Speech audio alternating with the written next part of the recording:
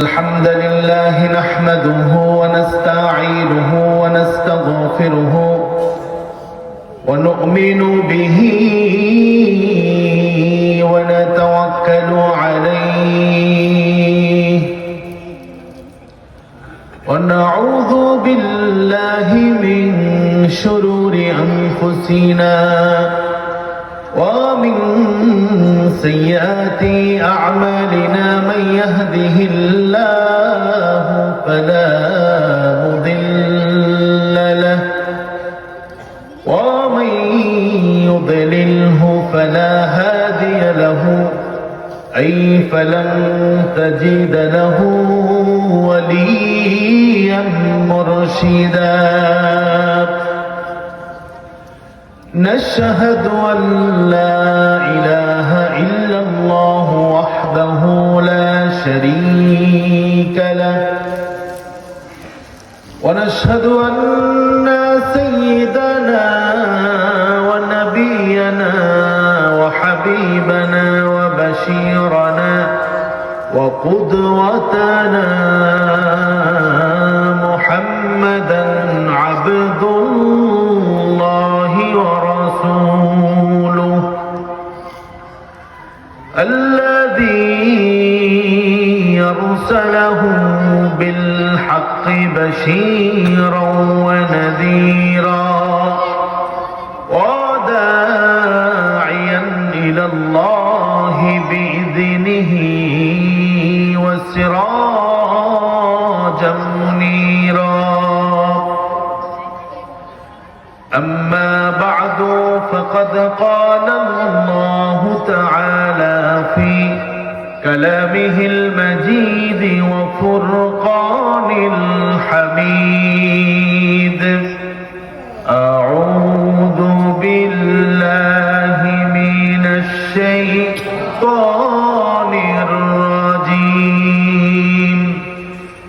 بسم الله الرحمن الرحيم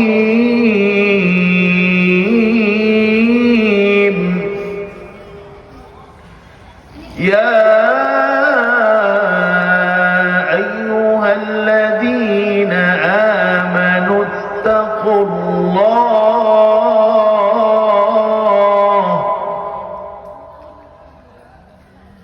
يا أيها الذين آمنوا اتقوا الله ولتنظر نفس ما قدمت لغد واتقوا الله إن الله خبير بما تعملون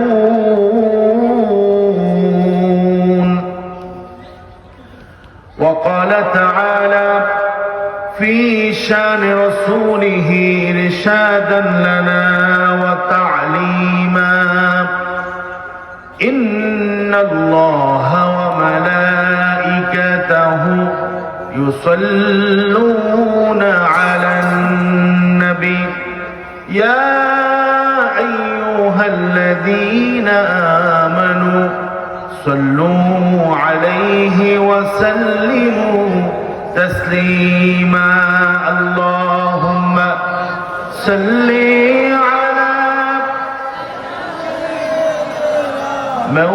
مولانا محمد وعلى آل سيدنا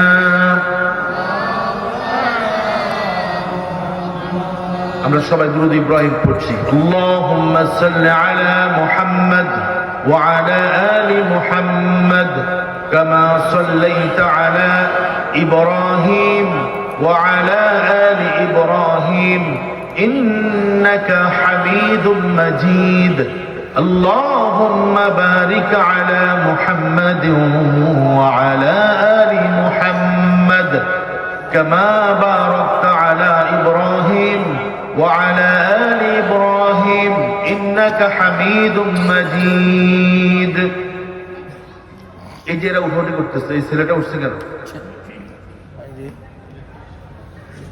এদেরকে শয়তান ধোঁকা দিচ্ছে একজন উঠে যাবে না, ঠিক না? বাংলাদেশের ঐতিহ্যবাহী অন্যতম শ্রেষ্ঠ জেলা, আলেম ওলামা এবং পীর মাশায়েখ যে অঞ্চলে সবচাইতে বেশি, আমাদের নোয়াখালী, লক্ষ্মীপুর, কুমিল্লা। তার মধ্যে কুমিল্লার এই নাঙ্গলকোটের অন্তর্গত চৌকুড়ি বাজার সংলগ্ন চৌকুড়ি বসিরিয়া হাফেজিয়া নুরানি ইসলামী একাডেমি মাদ্রাসার উদ্যোগে আয়োজিত আজকের এই আজিমুশান বার্ষিক ওয়াজ এবং দোয়ার মাহফিলের পরম শ্রদ্ধেয় সভাপতি, বিশিষ্ট আলেমে দ্বীন মাওলানা গিয়াসউদ্দিন ভূঁইয়া সাহেব, যিনি আমাদের চৌকুড়ি বসিরিয়া হাফেজিয়া নুরানি ইসলামী একাডেমির মুহতারম মুকাররম সেক্রেটারি দায়িত্ব পালন করছেন। আমরা দোয়া করছি আল্লাহ পাক যেন হুজুরের হায়াতের মধ্যে বরকত দান করেন।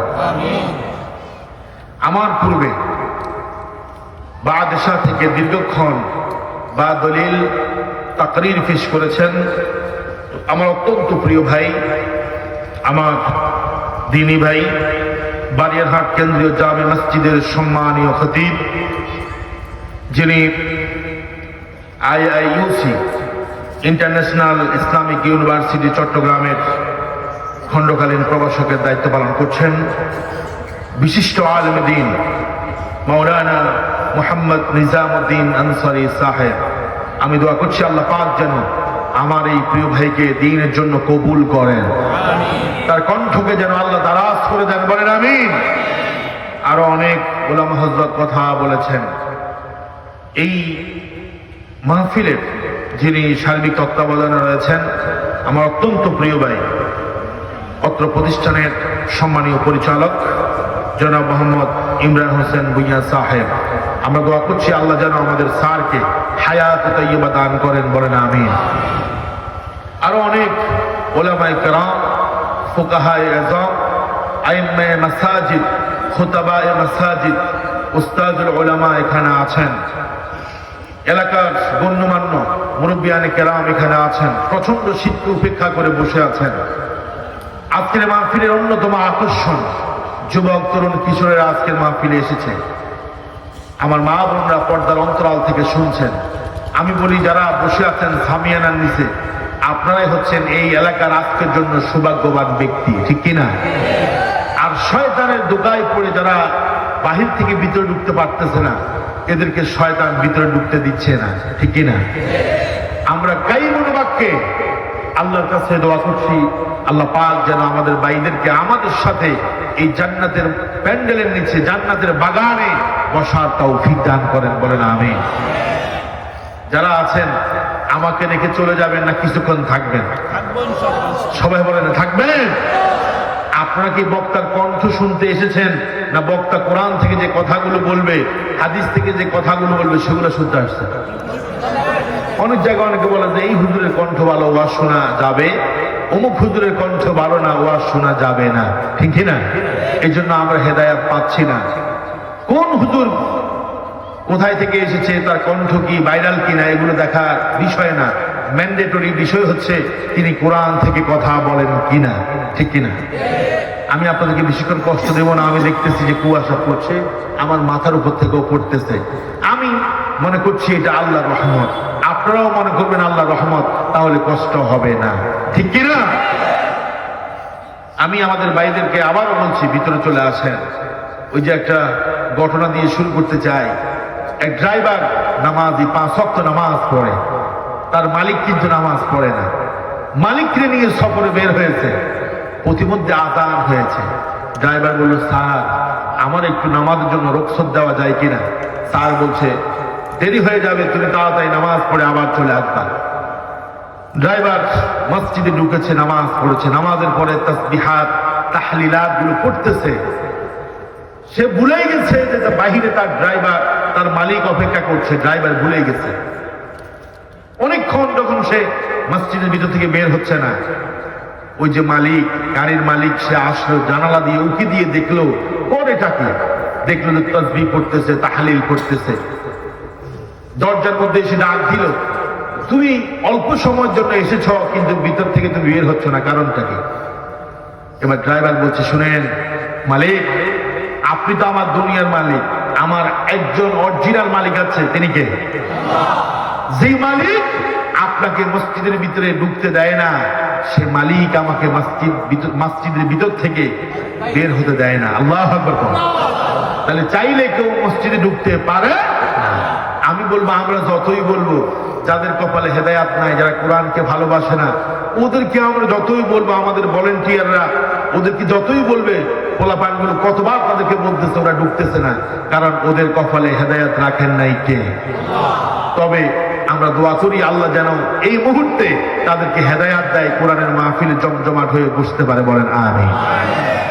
আমার ভাইয়েরা, আমি মোকাদ্দমায় বেশি কথা বলতে চাই না, কষ্ট দিতে চাই না। দূর থেকে এসেছি, অনেক দূর থেকে, আপনাদেরকে কিছু হেদায়াতের বাণী শুনিয়ে প্রথমে আমি যেন হেদায়াত পেতে পারি, এরপরে আপনারা যেন পেতে পারেন, জান্নাতে যেন একসাথে সবাই থাকতে পারি।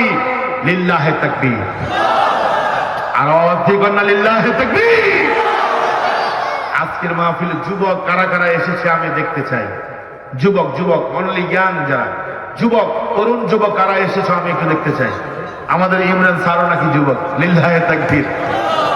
সমস্যা নাই, আলহামদুলিল্লাহ। 40 বছর পর্যন্ত কিন্তু যুবক, ঠিক কিনা? আর আমাদের মুরব্বী কারা এসেছেন ওনারা একটু হাত করেন। কম না, তোমাদের চাইতে কিন্তু কম না। এবার প্রথমে যুবক যারা এসেছো তারা একটা তাকবীর দিবা, আকাশ বাতাস মুখরিত করে। আর তাফসীরের মধ্যখানে তো তাকবীর দেওয়া লাগবে। আমি আগে দেখতে চাই শক্তি কেমন আছে। যুবকরা রেডি? হাতকে এবার উঁচু করো। লিল্লাহে তাকবীর, লিল্লাহে তাকবীর, লিল্লাহে তাকবীর। এবার দেখা যাবে মুরব্বীদের আওয়াজ কেমন। ফাইনাল খেলা শুরু হয়ে গেছে। এবার আমার মুরব্বী বাবারা রেডি, ঠিক কিনা? লিল্লাহে তাকবীর, লিল্লাহে তাকবীর, লিল্লাহে তাকবীর। আওয়াজ কিন্তু খারাপ হয়। এবার যুবক, আবাল, বৃদ্ধ, বনিতা সবাই মিলে একসাথে আমরা আল্লাহর নামে তাকবীর দেব। সবাই রেডি? প্রস্তুত? লিল্লাহে তাকবীর, নারে তাকবীর, লিল্লাহে তাকবীর। তাকবীর দিয়েছেন কার নামে? বিগত 16টা বছর তাকবীর দিতে পারেন নাই, ঠিক কিনা? রাজপথে উঠে তাকবীর দিলেই কয় এটার দল, এটা রাজাকার, ঠিক কিনা? রাজাকার শব্দ বলে তারা আমাদেরকে পৌঁছাতে চেয়েছে, সময়ের বিবর্তনে আবর্তনে ওরাই পৌঁছে গেছে, ঠিক কিনা? যেই কথা বলতো সত্য কথা ওরে বলতো রাজাকার, বলতো না? টেলিভিশনের একজন উপস্থাপিকা দীপ্তি চৌধুরী, শামসুদ্দিন মানিক, কালা মানিক, তিনি টক শোতে এসেছে, কথা মারতেছে। যখন হেরে গেছে, উপস্থাপিকার সাথে পেরে উঠতেছিল না, কালো মানিক বলছে তুই রাজাকার, ঠিক কিনা? দীপ্তি চৌধুরী মেয়ে মানুষ, আমি রাজাকার হইলাম কেমনে? আমি মুক্তিযোদ্ধা পরিবারের মেয়ে।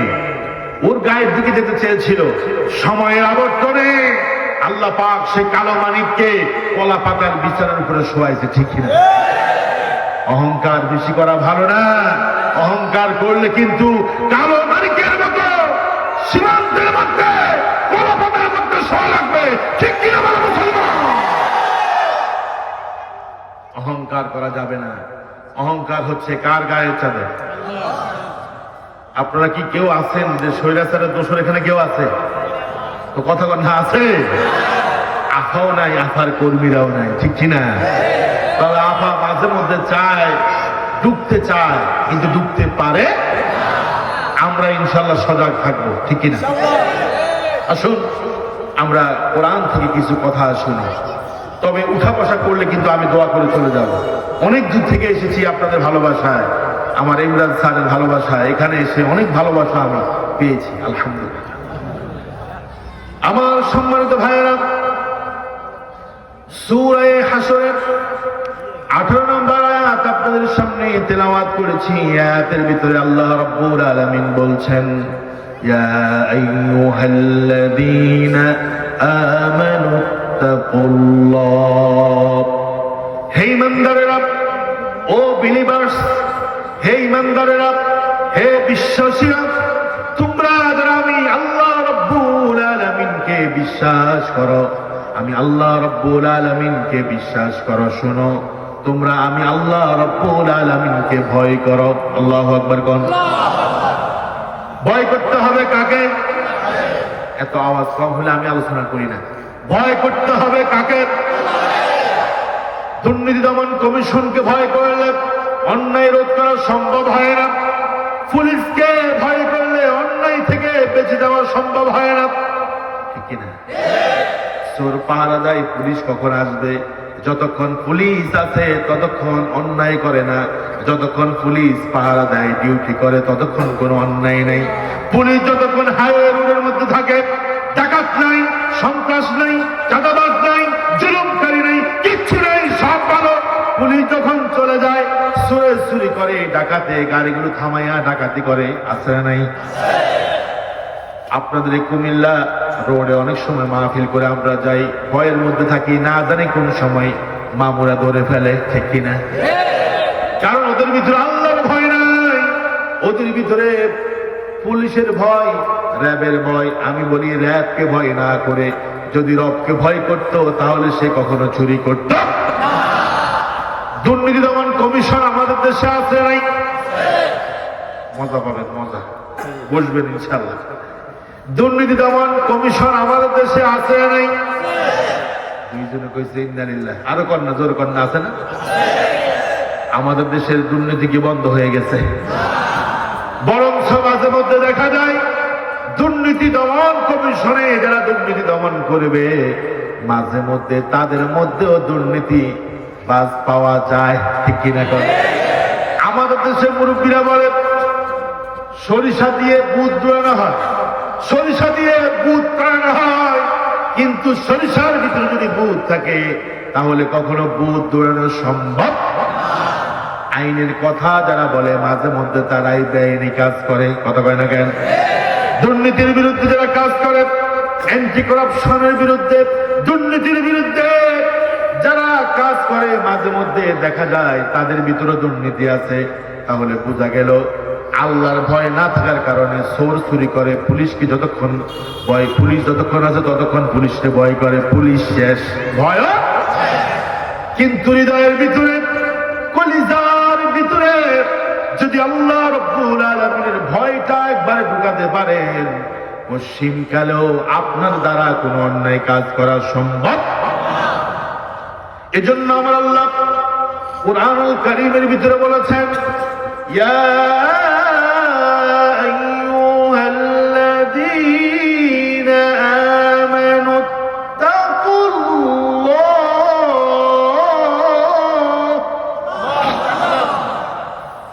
ইয়া আইয়ুহাল্লাযীনা আমানু তাকুল্লাহ হাক্কা তুকাতি। ও ঈমানদারেরা, ও বিশ্বাসীরা, আমি আল্লাহ রাব্বুল আলামিনকে ভয় করো। ভয় করার মতো, আমাকে যদি ভয় করার মতো ভয় করতে পারো তাহলে তুমি সাকসেসফুল হয়ে যাবে, সফল কাম হয়ে যাবে, ঠিক কিনা? ওয়ালা তামুতুন্না ইল্লা ওয়া আনতুম মুসলিমুন। কোরআন শুনলে কি আপনাদের কাছে ভালো লাগে না? এত আস্থা আমি তো কোথাও দেখি না, এত আস্থা আল্লাহু আকবার বলতে। জোরে করেন আল্লাহু আকবার। ওয়ালা তামুতুন্না ইল্লা ওয়া আনতুম মুসলিমুন। ও বান্দা, মুসলমান না হইয়া কবরে এসো না, বলেছেন কে? মুসলমান মানে হলো আত্মসমর্পণকারী। আত্মসমর্পণ করবেন কার কাছে? র্যাব যখন ডাকাতকে ধরে, সন্ত্রাসকে ধরে, সন্ত্রাসের হাতে অস্ত্র থাকলে অস্ত্রগুলো মাটির মধ্যে ফেলে দেয়, দুহাতটাকে উপর দিয়ে উঠায়া বলে আই এম সারেন্ডার, ঠিক কিনা? কমপ্লিটলি সারেন্ডার করে, নাকি অস্ত্র হাতে রাখি বলে? অস্ত্র হাতে রাখি করেনি, সালামি সারেন্ডার। ওখান দিয়ে র্যাব কিন্তু পায়ার মারি দিব, ঠিক কিনা? তাহলে অস্ত্র নিচে রেখে তারপরে আমি সারেন্ডার করছি, ঠিক কিনা?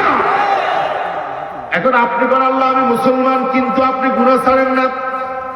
এখান দিয়ে হাজী সাহেব হজ করে আসছে, এখান দিয়ে সুদের ব্যবসা আছে না নাই? ওইটা আমার আগে হুজুর বলছিল, এখান দিয়ে হাজী সাহেব আল্লাহর ওলি মানুষ, ওখান দিয়ে মানুষের জমিনের জাল দলিল করে আছে না নাই? কুমিল্লার কথা আমি বলি না, আপনার রাগ করেন না, আর কেউ উঠিয়ে না, উঠলে বুঝবো যে উনি ওই কথা বলবেন। আমরা ওয়াজের মধ্যে আসছি কারো কষ্ট দেওয়ার জন্য না, হেদায়েত দেওয়ার জন্য।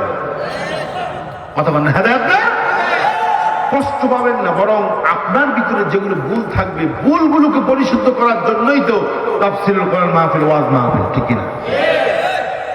আমার ভাইয়েরা, আমি তো মনে করি এই পৃথিবীর সবচাইতে সেরা ওয়াজ হলো তাকওয়ার ওয়াজ। তাকওয়া যার ভিতরে যত বেশি, ওই ব্যক্তিটার মর্যাদা সম্মান আল্লাহর কাছে তত বেশি, ঠিক কিনা? সূরা হুজরাতের ভিতরে আল্লাহ পাক বললেন, ইন্না আকরামাকুম ইনদাল্লাহি আতকাকুম।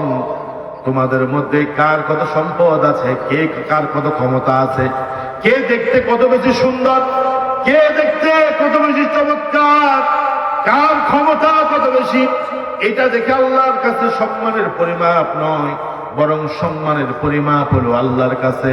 ইন্না আকরামাকুম ইনদাল্লাহি আতকাকুম। আল্লাহ পাক বলেন, তোমাদের মধ্যে যার ভিতরে আমার ভয় আছে সে আমার কাছে তত বেশি সম্মানিত। আল্লাহু আকবার। এজন্য আমার ভাইয়েরা, তাকওয়া মানে কি? তাকওয়া হলো আল ইলতিজামু আওয়ামিরিল্লাহ। আল্লাহ এই কোরআনের মধ্যে যা কিছু আদেশ করেছেন, আদেশগুলোকে মেনে নেওয়া, ওয়া ইজতিনাবু আন নাওয়াহিল্লাহ।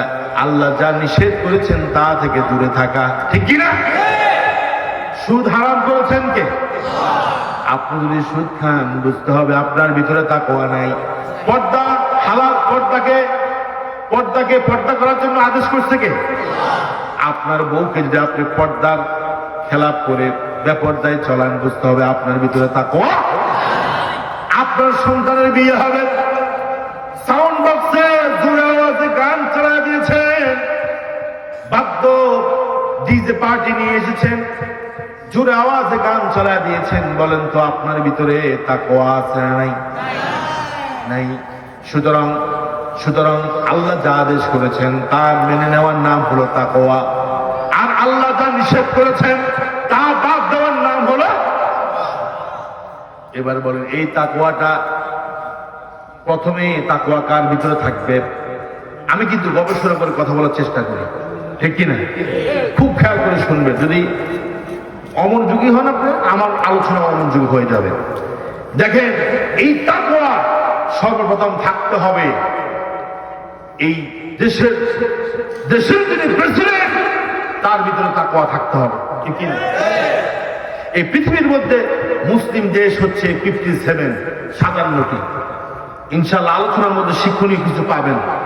বিশ্বের মধ্যে মুসলিম দেশ হচ্ছে 57টা। কয়টা? 57টা, নাকি স্যার? এই 57টি মুসলিম দেশের প্রেসিডেন্ট যদি ইমানদার হওয়ার পরে তাকওয়া অবলম্বন করে, ওই দেশে দুর্নীতি থাকবে না, ঠিক কিনা?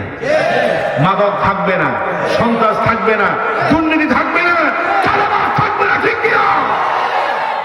কিন্তু আমরা দেখি উফুর দিয়া রাবেয়া বসরি, উফুর দিয়া আমিরুল মুমিনিন, উফুর দিয়া কওমি জননী, ভিতরে দিয়ে শয়তানের খালাতো বোন, ঠিক কিনা? অথচ মুসলমান দাবি করে 560টি মডেল মসজিদ তৈরি করে নিজের কনফার্ম জান্নাতি বানিয়ে ফেলেছে, কিন্তু ভিতরের অবস্থা মাকাল ফলের চাইতেও খারাপ ছিল, ঠিক কিনা? এজন্য আমি বলি, 57টি মুসলিম রাষ্ট্রের মুসলমান প্রেসিডেন্ট নামে মুসলমান না হয়ে যদি মুত্তাকি হতো, এই পৃথিবীর মধ্যে আরো আগে দিন কায়েম হয়ে যেত, ঠিক কিনা? এখন আমাদের দেশে কি দিন কায়েম আছে? ইসলাম কি প্রতিষ্ঠিত আছে? কেমনে থাকবে? মমতাজের মতো নায়িকারে, আপনার মমতাজের মতো শিল্পীর যদি সংসদের সদস্য বানায়, তাহলে ওই সংসদ দিয়া কি ইসলাম কায়েম সম্ভব? আজদুর কোন সম্ভব? নায়িকা মাহিয়া মাহি কি ট্রাক মাখানা কি দাঁড়াইছে? হ্যাঁ, এই মাহিয়া মাহিকে যদি সংসদ সদস্য নেওয়া হয়, খেলোয়াড়, নায়িকা, গায়িকা, মডেল দিয়া পুরো সংসদটাকে নষ্ট করে ফেলেছে, ঠিক কিনা? এরা কি কখনো ইসলাম এই জমিনে কায়েম হোক প্রস্তাব করবে? বরং এরাই ইসলাম যেন প্রতিষ্ঠিত না হয় এই জন্য তারা বারবার ইসলামের বিরুদ্ধে বিষোদ্গার করেছে, ঠিক কিনা? ওই স্বৈরাচারের একজন এমপি তিনি বলেছে, আগে হতো দাড়ি সারি বাউল গানের অনুষ্ঠান, এখন হয় তাফসীর কোরআন মাহফিল, এটা বেশি দিন থাকতে দেওয়া যাবে না, ঠিক কিনা? এই যে আমি বলি আজকে আপনাদের চৌপুরি বসিরিয়া হাফিজিয়া মাদ্রাসার মাহফিল হচ্ছে, এই মাহফিলটার জন্য অনুমতি নিতে গেলে কয়েক জোড়া জোড়া ক্ষয় হতো, হয়তো বা অনুমতি পাওয়া যেত। আমি কি ভুল বলছি? ভুল বললে বলবেন যে হুজুর বন্ধ করেন, এগুলো বলা যাবে না। আমার ভাইরা, বিগত দিন আপনাদের এই কুমিল্লাতে তাফসীরকারক তাফসীর করছেন, মাইক কেনা হয়েছে, বেয়াদবি করেছে, ওই জানোয়ারগুলো কি এখন এলাকাতে আছে? আমি বলি ইসলাম ছিল, ইসলাম আছে, ইসলাম থাকবে, ইসলামের আলোকে বন্ধ করার মতো ক্ষমতা পৃথিবীর কারণে, ঠিক কিনা? আমার কথার সাথে কি আপনারা একমত? কারা কারা একমত? দুহাত দেখতে চায়।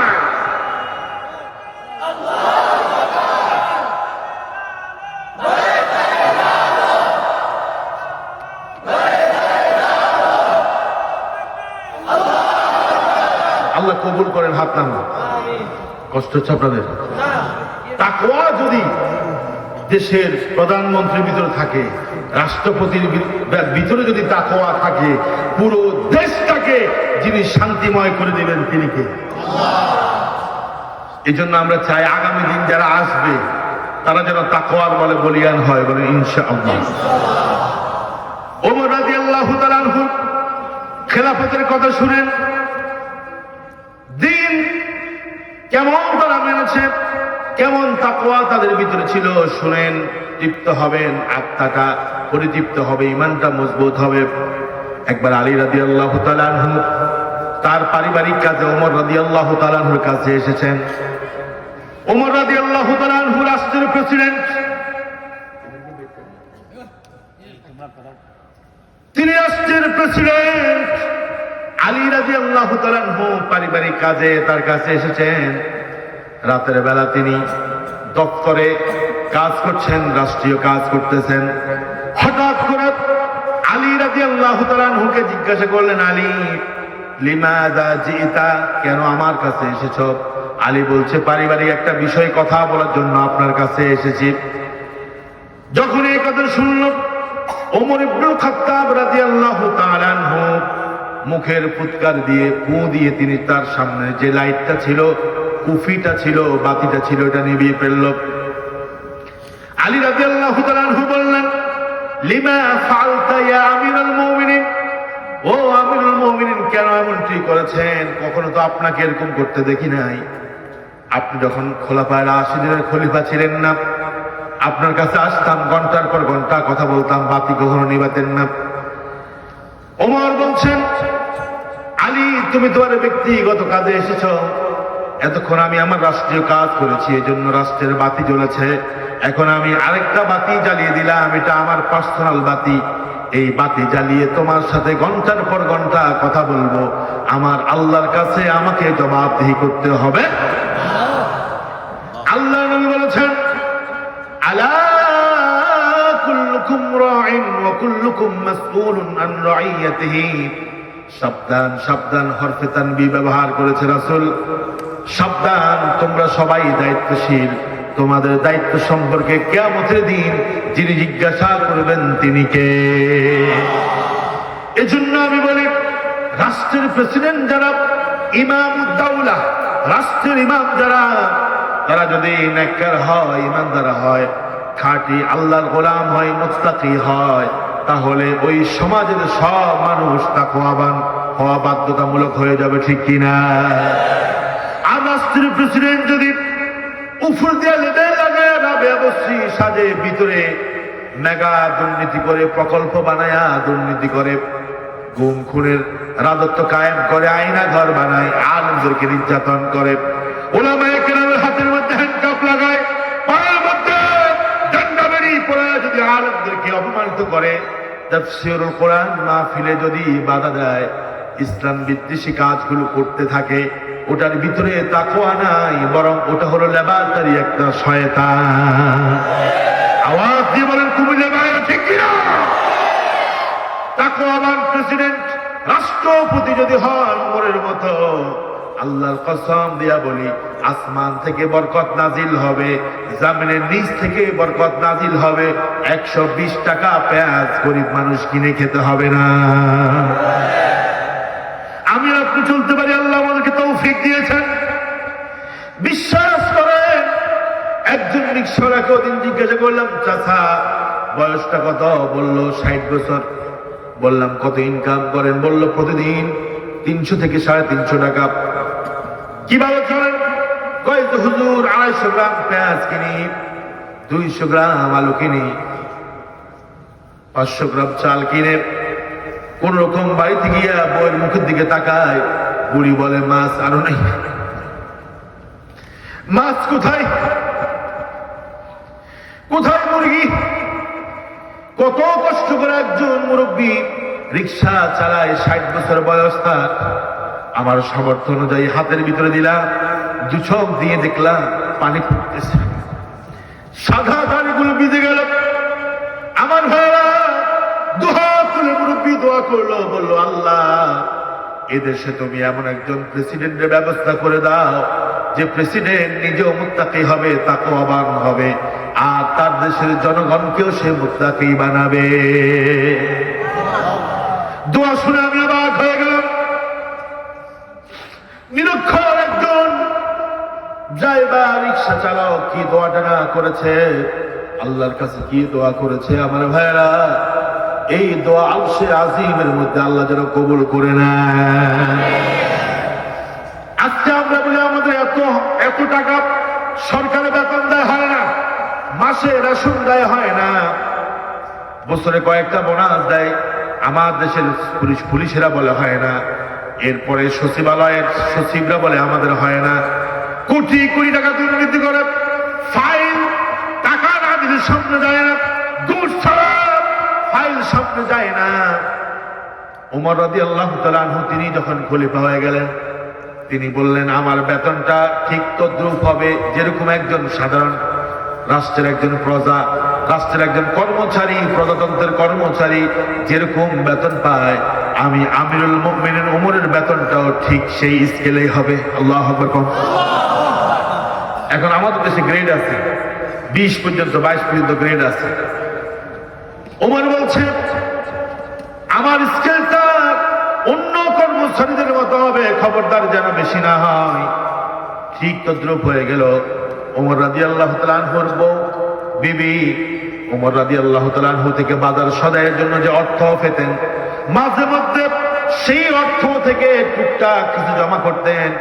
বছরের শেষে কিছু টাকা জমা হয়ে গেল, একটু ভালো খাবারের আয়োজন করলো, সুস্বাদু খাবারের আয়োজন করলো, একটু ফিটা পুলি পায়েস বানালো। ওমরের সামনে যখন অনেকগুলো আইটেম দেওয়া হলো, ওমর বলল রাদিয়াল্লাহু তাআলা আনহু, তিনি বলছেন এতগুলো আইটেম কোথায় পেয়েছো? এত দামি দামি খাবারগুলো কোথায় পেয়েছো? ওমর রাদিয়াল্লাহু তাআলা আনহুর বিবি বলল, আপনি যে আমাকে প্রতিদিন বাজার সদাইয়ের জন্য কিছু টাকা দিতেন, সেখান থেকে বাঁচিয়ে বাঁচিয়ে কিছু অর্থ আমি রেখে দিয়েছি। জমা হওয়ার পরে ভালো কিছু খাবারের আয়োজন করেছি, কারণ আপনি আমিরুল মুমিনিন, অথচ আপনার ঘরে ভালো খাবারের আয়োজন হয় না, কোনো জাঁকজমক তো কিছুই নাই। এই জন্য চিন্তা করলাম বছর অন্তত একদিন যদি একটু ভালো খাবার আয়োজন করা যায়। ওমর রাদিয়াল্লাহু তাআলা আনহু খাবারটা খেলেন না, তিনি এলান করলেন রাষ্ট্রের ওই রাষ্ট্রে যারা আছে আমির ওমারা সবাইকে তিনি ডাকলেন, আযান দিলেন, ইমার্জেন্সি কল করলেন, বললেন আমি ওমরের বেতনটা বেশি হয়ে গেছে, আমি ওমরের বেতনটা হাদিয়া ওজিফা বেশি হয়ে গেছে, মেহেরবানি করে আগামী মাস থেকে আমার ওজিফাটা কমায়া দিও। আল্লাহু আকবার। আর আমরা কই যত দেয় বা ইনক্রিমেন্ট দেয় না, হ্যাঁ মহার্ঘ ভাতা দেয় না, হয় না, কারণ আমাদের ভিতরে তাকওয়া নাই, ঠিক কিনা? আল্লাহ পাক বলছেন বরকত কেমনে হবে? তাকওয়া তো নাই। ওয়ালাউ আন্না আহলাল কুরা আমানু واتقوا لفتحنا عليهم بركات من السماء والأرض الله أكبر আল্লাহ পাক বলেন জনপদের লোকেরা সমাজের লোকেরা দেশের লোকেরা যদি আমি আল্লাহ পাকের উপরে ঈমান আনার মতো ঈমান আনে আর আমি আল্লাহকে যদি ভয় করে চলে আমি আল্লাহ রব্বুল আলামিন আসমান আর জমিনে যত বরকতের দরজা আছে সব দরজাগুলো তাদের জন্য আমি আল্লাহ রব্বুল আলামিন খুলে দেব আর আস্তে করে আল্লাহু আকবার আলোচনা কি শেষ করে দেব দুই একজনও বলছে না হবে না শেষ আচ্ছা আমরা দোয়া করি কেমন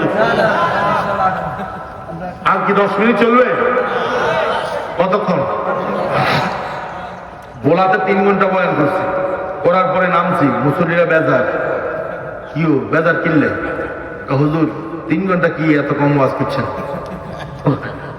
এখন আমরা ওয়াজ শুনবো যদি ফজর নামাজ না পড়ি লাভ আছে ওয়াজ শুনবো ফজরও পড়বো ইনশাল্লাহ আমার মুরব্বী কি 1 নম্বরে দিয়েছে নাকি তবে যাদের ডায়াবেটিস আছে তাদেরকে সুযোগ দেওয়া হবে তবে কন্ট্রোল করে রাখতে পারলে ভালো ঠিকই না কারণ একজন উঠলেই আমাদের মনোযোগ নষ্ট হয়ে যায় ঠিকই না আলহামদুলিল্লাহ আপনাদের দোয়া হাজার হাজার মানুষের সামনে কথা বলি আজকেও প্যান্ডেলটা পুরা ঠিকই না আপনারা বসেছেন একজনের সন্তুষ্টির জন্য তিনি কে কোন রাজনৈতিক দলের নেতা যদি বলতো তোমরা থাকবে এতটা পর্যন্ত থাকতেন আপনারা বিরিয়ানি দিতে থাকতেন বসেছেন কার মহব্বত জোরে একটা তাকবীর দেন লিল্লাহে তাকবীর লিল্লাহে তাকবীর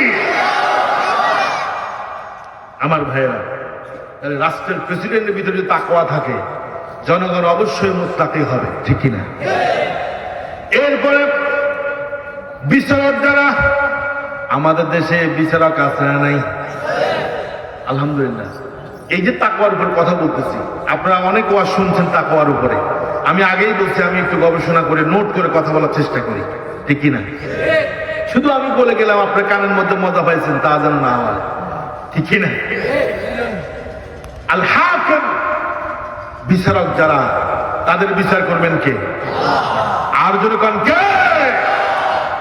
একজন বিচারপতি ছিল আমাদের দেশে এস.কে. সিনহা আমি বলি লোকটা যদিও হিন্দু হয় কিন্তু নামদারি অনেক মুসলমানের চাইতে ভালো ঠিক কিনা এই এস.কে. সিনহা জানের বয়ে সে বিদেশে পালিয়ে গেছে ওই বিদেশ যায় সে কয়েকটা ভিডিও ক্লিপ দিয়েছে আমি শুনেছি ও বলতো যে বিচারটা আমি করতাম না রায়টা আমি দিতাম না রায়টা হাইকোর্ট থেকে আসতো না রায়টা আসতো পেটিকোটওয়ালির কাছ থেকে ঠিক কিনা কথাটা যদিও একটু খারাপ শোনা যায় হাইকোর্ট থেকে বিচার রায় হতো না রায় হতো পেটিকোটওয়ালির কাছ থেকে ঠিক কিনা কথা বুঝছেন না আপনি কয় যে অস্ত্রের মুখে আমাকে রায় লিখতে বাধ্য করতো ঠিক কিনা কয় তারা অবৈধ রায় লেখে কোরআনের পাখি আল্লামা দেওয়ান হোসেন সাঈদীকে তারা মারতে চেয়েছিল ঠিক কিনা মেরেছো ঠিক না তারা আল্লামা মামুনুল হককে জেলখানায় নিয়েছে অবৈধভাবে জেনার অপবাদ দিয়ে ঠিক কিনা তারা আমাদের মুজাহিদ ভাই কামরুজ্জামান ভাই নিজামী ভাই সহ অসংখ্য এদেশের সূর্য সন্তানকে হত্যা করেছে আমি বলি অবৈধ ট্রাইব্যুনাল দিয়ে তোমরা আমাদের ভাইদেরকে হত্যা করেছ সেই ট্রাইব্যুনালে তোমাদের বিচার হবে ঠিক কিনা বলো মুসলমান আসল বিচারক কে আর তোর কন্যা কে মালিকি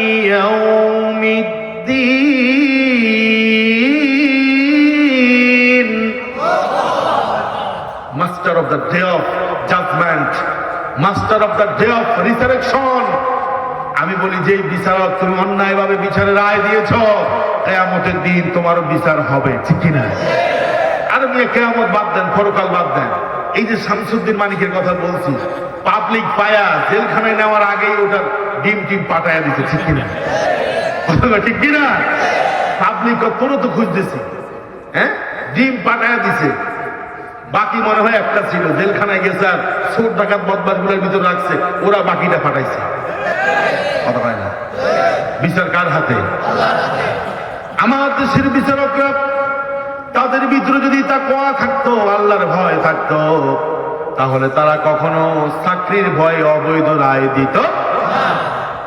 ইমাম আবু হানিফা রাহিমাহুল্লাহ, যে ইমাম আবু হানিফার মাযহাব আমরা ফলো করি, ইমাম আবু হানিফাকে প্রধান বিচারকের চিফ কি প্রধান বিচারকের দায়িত্ব দিতে চেয়েছিল আব্বাসীয় খলিফা মানসুর, ঠিক কিনা? আচ্ছা কোন এরকম পদ যদি আমাদেরকে দেয় আমরা কি মানা করব? আপনারা আছেন তো আমার সাথে? বিচারকের পদ দিতে চেয়েছে, চিফ জাস্টিস, এই পদ কে প্রত্যাখ্যান করে? কিন্তু আবু হানিফা বলল, শুনো মানসুর, তুমি হলে জালেম, তুমি হলে জালেম, তুমি আমাকে বলবা রায় এভাবে লেখো, ওভাবে লেখো, এটা এভাবে দাও, এটা ওভাবে দাও, আমি তোমার অধীনে প্রধান বিচারপতি হতে পারবো? খলিফা মানসুর জুলুম করে, নির্যাতন করে আবু হানিফা রাহিমাহুল্লাহকে দুনিয়া থেকে বিদায় করেছে। আমি বলি, এই পৃথিবীতে যারা বিচারকের দায়িত্ব পালন করে, তারা যদি ন্যায় বিচার করে, ইনসাফ কায়েম করে, তাদের ভিতরে যদি তাকওয়া থাকে, তারা কখনো অন্যায় রায় দিতে পারে, অন্যায় পাশে অর্ডার দিতে পারে না, অন্যায় ভাবে কাউকে যাবজ্জীবন দিতে পারে না। প্রয়োজনে চাকরি করবো না, জালিমের অধীনে চাকরি করবো না, মিথ্যা রায় দেব না। কয়জন পেয়েছেন চাকরি ছেড়ে দিয়েছে যে আমি মিথ্যা রায় দিব না, এরকম ছিল কিনা? না। বোঝা গেল ওই বিচারকের ভিতরে তাকওয়া নাই। আর যেই বিচারকের ভিতরে তাকওয়া নাই, ওটা মুসলমানদের বিচারক হতে পারে। মজার কথা সামনে আছে। ওমর রাদিয়াল্লাহু তাআলা আনহু প্রেসিডেন্ট, একজন বিচারক নিয়োগ দিছে কাজী শুরাই। কি নাম? কাজী শুরাই। এখন প্রেসিডেন্ট যা বলবে বিচারক তো তা শোনার কথা, কথা হয় না, শুনে না? আমাদের দেশে যে স্বৈরাচার ছিল, সে যেমনে বলছে বিচারক তার তেমনি বিচার করছে, ঠিক কিনা? এখন ওমর রাদিয়াল্লাহু তাআলা আনহু একজন বেদুইনের কাছ থেকে এই ছেলে, তুমি উঠছো না, বসো, উঠাউঠি করতেছে, এরকম শয়তানের কাজ করবে না। মুরব্বীর না ডায়াবেটিস, মুরব্বী মুরব্বী ও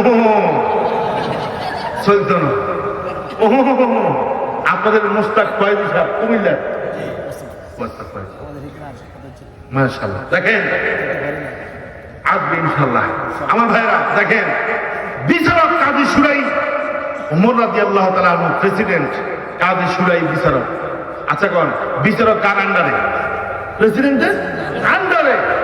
ওমর রাদিয়াল্লাহু তাআলা আনহু তিনি প্রেসিডেন্ট হয়েছেন ঠিক, আমাদের দেশের মেম্বার হইলে প্রাইভেট কারে চড়ে, চেয়ারম্যান হইলে কত পায় না, পাজেরো, তারপর যে ল্যান্ড ক্রুজার, প্রাডো, এমপি হলে তো কয়েকগুলা খানা নাই, ভিআইপি কোনটা আছে সেটা আনো, ঠিক কিনা? ওগুলো বাদ দেন। আমাদের সাবেক যিনি এদেশের প্রধানমন্ত্রী ছিলেন, ওই আফা বলছে কয় যে আমার কাজের লোক 400 কোটি টাকার মালিক। আমি কই না, উনি নিজে কইছে, ও ফেলেন ছাড়া চলেই না। আচ্ছা, একজন কাজের লোক যদি 400 কোটি টাকার মালিক হয়, ফেলেন ছাড়া যদি না চলে, তাহলে বাকিগুলোর অবস্থা কি? কাকার অবস্থা কি? চাচার অবস্থা কি? খেলা হবে, ওনার অবস্থা কি? ঠিক কিনা? খেলা হবে, আল্লাহ খেলা হবে, তবে খেলা শুরু হলে তোদেরকে খুঁজে পাওয়া যাবে না। কথা বলেন ঠিক কিনা? ওরা খেলার ঘোষণা দিয়ে চলে গেছে, রেফারিও রেডি হয়েছে, কিন্তু খেলার ময়দানে ওদেরকে খুঁজে পাওয়া যাচ্ছে না, ঠিক কিনা? আমার ভাইয়েরা, ওমর রাদিয়াল্লাহু তাআলা আনহু ভিআইপি ভাবে চলতেন। একটা ঘোড়া কিনতেছে, তাও দুর্বল। একজন অনারোগী থেকে একটা ঘোড়া কিনলো, ভালো ঘোড়া কিনে কিছু দূর যাওয়ার পরে ঘোড়া এখন আর হাঁটে না। ঘোড়ার যে খুর আছে, খুরটা কি হয়ে গেছে? ক্ষয় হয়ে গেছে অথবা ভেঙে গেছে।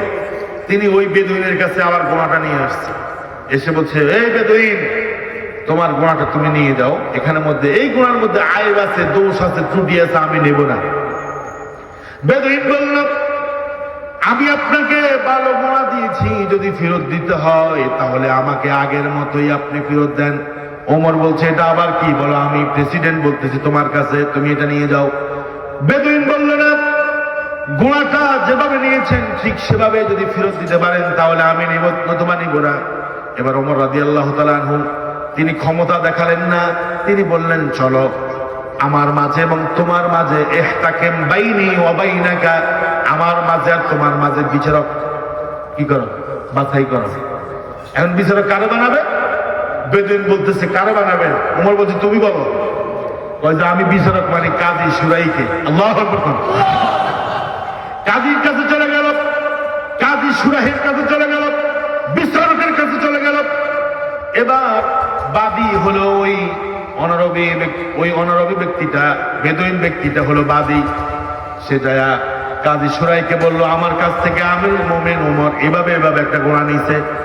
কিছুক্ষণ পরে এসে বলতেছে গোনাটা ফেরত নাও। এবার কাজী সুরাই বলছে ও আমিরুল মুমিনিন, এই বেদুইন লোকটা যেভাবে বলেছে ঠিক সেভাবে নাকি? ওমর বলছে হ্যাঁ, এই লোকটা যেভাবে বলেছে ঘটনা ঠিক সেরকম। আল্লাহু আকবার কোন। দেখেন আমাদের দেশে হলে কি অবস্থা হইতো? হ্যাঁ, জোরদার মূল্য, ক্ষমতাদার রায়দার, ঠিক কিনা কম? একটা রায়ও ওদের বিরুদ্ধে কখনো যাইতো না, সব হচ্ছে মাজলুমের বিরুদ্ধে, ঠিক কিনা? চুরি না করলো চোর, ধর্ষণ না করো ধর্ষণ, মিথ্যা না বলো মিথ্যুক, তারপরে স্বাধীনতা যুদ্ধে অপরাধ না করো রাজাকার হয়েছে, ঠিক কিনা? একটা সাক্ষী বানাইছে, ওর জন্ম হয়েছে 1974 সালে। আচ্ছা গণ, যুদ্ধ হয়েছে 1971 সালে, ওটার জন্ম হলো 74 সালে, ওটা সাক্ষী দিলে কি সাক্ষী মেনে নেওয়া যায়? আহা, আমি বলি ওই যে সুখরঞ্জন বালি তার আল্লামা দেলোয়ার হোসেন সাঈদীর সাক্ষী বানাইছে, ওটা কয় না আমি নিজে বলতেছি আল্লামা দেলোয়ার হোসেন সাঈদী রাজাকার না। আল্লাহু আকবার। কত কথা বলবো। এখন কাজী সুরাই ওমর রাদিয়াল্লাহু তাআলা আনহুর দিকে তাকাচ্ছে, আবার ওই বেদুইনের দিকে তাকাচ্ছে। এবার কাজী সুরাই বলল বাদী এবং বিবাদীর কথা আমি শুনলাম, দুইজনের কথা শোনার পরে আমার কাছে মনে হয়েছে আমিরুল মুমিনিন ওমর, আপনি যদি এই গুনাহটা ফেরত দিতে হয় তাহলে যেভাবে নিয়েছেন সেভাবে ফেরত দেন। যদি ওইভাবে ফেরত দিতে না পারেন তাহলে আপনার গুনাহ আপনার কাছে রাখেন। এই বেদুইন ব্যক্তিটাকে আপনি টাকা যেভাবে দিয়েছেন তার কাছে সেভাবে থাকবে। আল্লাহু আকবার কোন। ওমর রাদিয়াল্লাহু তাআলা আনহু ক্ষিপ্ত হলেন না, রাগ হলেন না, মেজাজ হারালেন না, বরং তিনি ফাতাবাসসামা মুস্কি হাসলেন আর বললেন আমি একজন তাকওয়াবান খোদাবিরু আল্লাহওয়ালা বিচারক নিযুক্ত করতে পেরেছি, এজন্য আল্লাহর কাছে শুকরিয়া। আমি এই ঘটনার মাধ্যমে বুঝতে পেরেছি আমি একজন তাকওয়াবান পরহেজগার আল্লাহওয়ালা লোককে আমি বিচারক নিযুক্ত করতে পেরেছি। এই কথা বলে তিনি শুকরিয়া আদায় করলেন। শুধু শুকরিয়া না, বরং বললেন কাজী সুরাই তোমারে আমি প্রমোশন দিয়ে দিলাম, যাও অমুক জায়গাতে চলে যাও, তোমাকে প্রমোশন দিয়ে আমি পদোন্নতি দিয়ে দিলাম। আল্লাহু আকবার। আর আমরা দেশে ওই লোক তোর চাকরি শেষ, তোর চাকরি গোষ্ঠী শেষ, মিথ্যা মামলা দিয়ে ওরা জেলখানায় ঢুকাতো, ঠিক কিনা? কষ্ট হচ্ছে আপনাদের? আর অল্প কিছুক্ষণ চলবে তো ইনশাআল্লাহ। তাহলে এক নম্বর তাকওয়া থাকা দরকার কার কাছে? রাষ্ট্রের প্রধানের কাছে, ঠিক কিনা? দুই, হাকের যিনি বিচারক তার কাছে। আচ্ছা বলেন, আমাদের নেতা আছে না? নেতার সামসাও আছে, ঠিক কিনা? আমি এক মুরব্বীর কই, আচ্ছা নেতা তো চিনি, নেতার সামসার তো চিনলাম না। এক মুরব্বীর কই সামসা কেডা? হুজুর লুঙ্গির মতো দেখতে ওটার নাম গামছা, নেতার মতো দেখতে নেতা না ওটার নাম সামসা, ঠিক কিনা? আপনার এই জায়গার মধ্যে নাঙ্গল কোটার দিকে সামসা আসেনি। নেতার সাথে কথা বলতে পাস লাগে না, কিন্তু নেতার সামসার সাথে কথা বলতে পাস লাগে, ঠিক কিনা? দাঁত থেকে দাঁত, এটার নাম কি? কুঙ্গর। এটা জয় বাংলার লোক নেই স্যার, ধরিয়েন জয় বাংলার নিয়ে আবার জয় বাংলা চলবে না, এখন চলবে লিল্লাহে তাকবীর, ঠিক কিনা? আশপাশে শয়তান থাকলে ওরা যেন দূর হয়ে যায়, একটু জোরে তাকবীর দেন তো একজনে। লিল্লাহে তাকবীর, লিল্লাহে তাকবীর। ওই যে হাফিজুর রহমান সিদ্দিকী ওয়াজ করতেছে, স্টেজের পিছন দিয়ে ওকে কয় জয় বাংলা, কথা হয় না, ওকে কি কয়? এরকম লোক এরা আসেনি আবার, খবরদার। আল কোরআনের আলো, হাদিসের আলো, সমস্যার সমাধান দিতে পারে।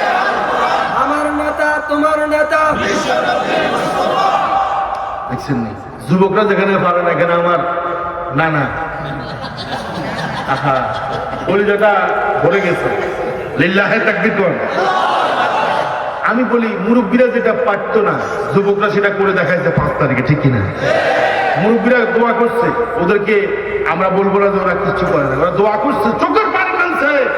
আর যুবক তরুণ কিশোররা, আমার দেশের ছাত্র সমাজ বুকের তাজা রক্ত ঢেলে দিয়ে 5 তারিখ জালেম মুক্ত করেছে এই দেশটাকে, ঠিক কিনা? এই জন্য আমি বলি কোন সমাজের যুবকরা যদি দাঁড়িয়ে যায় ইসলামের জন্য, যদি তাদের নিজেদেরকে আত্মসমর্পণ করে আল্লাহর সামনে, ওই দেশ ইনশাআল্লাহ, ওই দেশ ইসলামের জন্য এক সময় কবুল করবে কে? কথাগুলো মনোযোগ দিয়ে শুনেন। ওয়াজ তো প্রত্যেকদিন হবে না, হবে? আজকে যদি 10-20 মিনিট একটু কষ্ট করেন ইনশাআল্লাহ দেখবেন হেদায়েত দিবে কে? অনেক সুন্দর সুন্দর কথা, আমার কথা না, এগুলো কোরআনের কথা, ইসলামের কথা, ঠিক কিনা? নেতা, আমরা যাদেরকে নেতা বলি, নেতা মানি, নেতার পিছনে স্লোগান দেই, আমার নেতার চরিত্র ফুলের মতো পবিত্র, নামাজ পড়ে না, গাঁজা খায় 5 ওয়াক্ত, ওটা কিন্তু কয় না, হ্যাঁ ওটা কয় না। নারীর ভক্ত, ওরাও কয় না। এরকম আছে না? ওই যে এক লোক চেয়ারম্যান সাহেবের কাছে গেছে কারেক্টার সার্টিফিকেট, চারিত্রিক সনদ আনার জন্য, ঠিক কিনা? আপনারও চারিত্রিক সনদ কার থেকে আনে? কাউন্সিলর থেকে অথবা চেয়ারম্যান থেকে আনে। তো এক লোক চেয়ারম্যানের কাছে গেছে চারিত্রিক সার্টিফিকেট আনার জন্য, বিদেশ থেকে আসছে, বেচারা তো কিচ্ছু জানে না। এখন ইউনিয়ন পরিষদে গেছে, যায়া সচিবকে বলতেছে, চেয়ারম্যান স্যার কোথায়? ও তোমার স্যার তো জেলখানার মধ্যে 6 বছরের জেল পাইছে। কয় বছরের? কারণটা কি? What is cause? বুঝো না তুমি কোন দেশে থাকো? বাংলাদেশে না উগান্ডাতে? নারী কেলেঙ্কারির মামলাতে, ধর্ষণ মামলাতে চেয়ারম্যান সাহেব 6 বছরের জেল খাইছে, এখন তিনি 6 বছরের জেলে থাকবে, চারিত্রিক সনদ দেওয়া হবে না, ঠিক কিনা? দুনিয়ার চারিত্রিক সনদ যারা দেয় ওদের চরিত্র 33 নম্বর, ঠিক কিনা? নেতা, আমার দেশের ছাতা নেতা, এরা যদি এদের ভিতরে যদি তাকওয়া থাকতো সমাজটা নষ্ট হতো না, ঠিক কিনা? কক্সবাজার গেছি মাহফিলে কুতুবদিয়াতে, এক নেতা আমার পাশে প্রধান অতিথি, আমার আলোচনার পূর্বে উনি আলোচনা করতেছে, আল্লাহ কি সুন্দর সুন্দর কথা, আমার সমাজে মদ চলবে না, জুয়া চলবে না, গাঁজা চলবে না, হেরোইন চলবে না, কিচ্ছু চলবে না, মাদকের বিরুদ্ধে 0 টলারেন্স। ওর বাবা শক্ত বক্তব্য। তো আলোচনা শেষে আমি খাইতে গেছি, খাওয়ার সময় আমি দোয়া করছি, আল্লাহ প্রধান মেহমানের হায়াতের মধ্যে বরকত দিও, মানে যা ইচ্ছা একেবারে।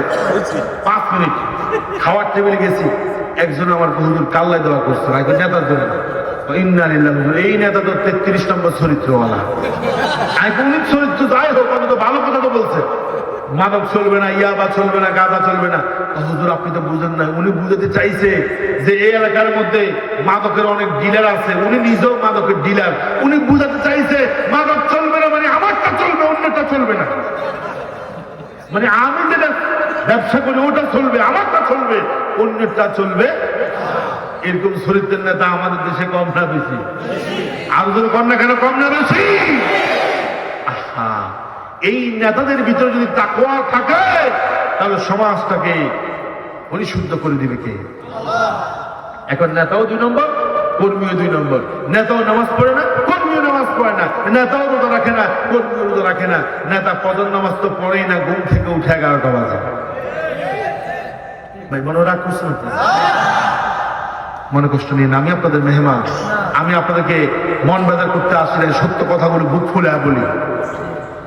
আমার ভাইরা, আল্লাহ রাসূল বললেন, ইদা উসিলাল আমরু ইলা লিগাইরি আহলিহি, কিয়ামতের দিন, কিয়ামতের যখন পূর্বক্ষণে তোমরা দেখবা অযোগ্য ব্যক্তিকে যোগ্য ব্যক্তির চেয়ার দেওয়া হয়েছে, তখন বুঝবা কিয়ামত আর বেশি দেরি, যেটার কোন জ্ঞান নাই, বুদ্ধি নেই, মেধা নাই, কোটার ভিত্তিতে চাকরি হয়েছে, ঠিক কিনা?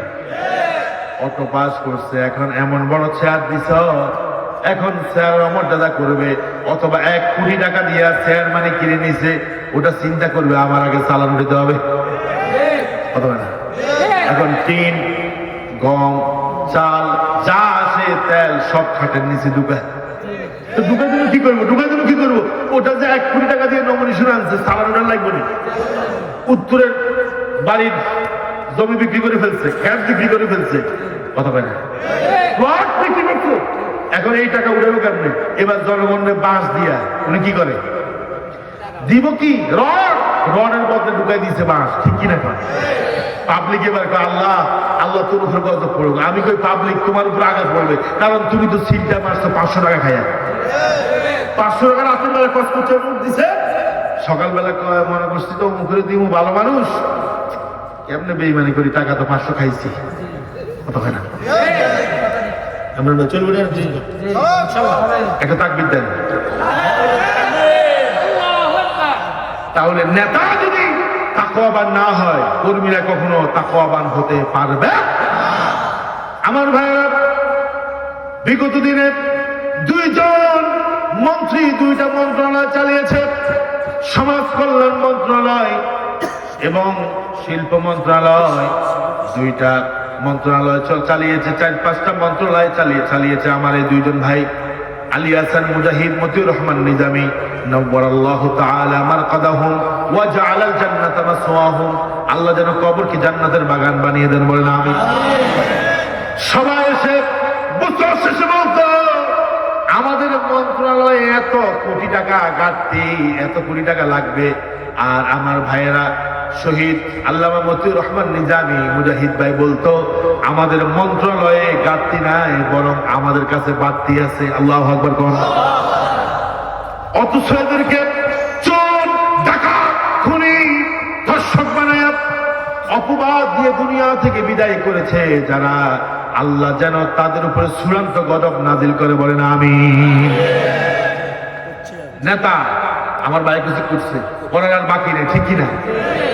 একজনে কয় হুজুর 33 আইটেমের খানা ফাঁকাইছে, আমরা নিজেরা খাইছি। এক মাহফিলে গেছি, আর হুজুর 33 আইটেম, বর্তায় ছিল 9 আইটেমে, কথা বলে না। হুজুর কি মজা লাগছে রে, চিংড়ি মাছের ঝোল, বোয়াল মাছের পেটি, কাতলা মাছের মাথা রান্না করেছে, বুবু খাবে।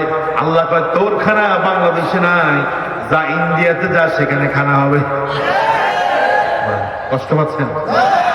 এটা অন্যায়, যে আমি যদি অন্যায় করি আমারও আল্লাহ এভাবে পতন করবে, ঠিক কিনা? আমার ভাই যারা বসে আছে এরাও যদি ক্ষমতা পায় অন্যায় করে, এদেরকে এই অপমান করবে কে? এই জন্য সাবধান হতে হবে। কথাগুলো কাউকে কষ্ট দেওয়ার জন্য বলতেছি না, সতর্ক করার জন্য বলতেছি, ঠিক কিনা? তাকওয়া নেতার ভিতরে থাকলে কর্মীরা ঠিক, কথা বল না কেন? আযান হয়েছে, মুয়াজ্জিন আযান দিয়েছে, আল্লাহু আকবার, আল্লাহু আকবার, হাইয়া আলাস সালাহ।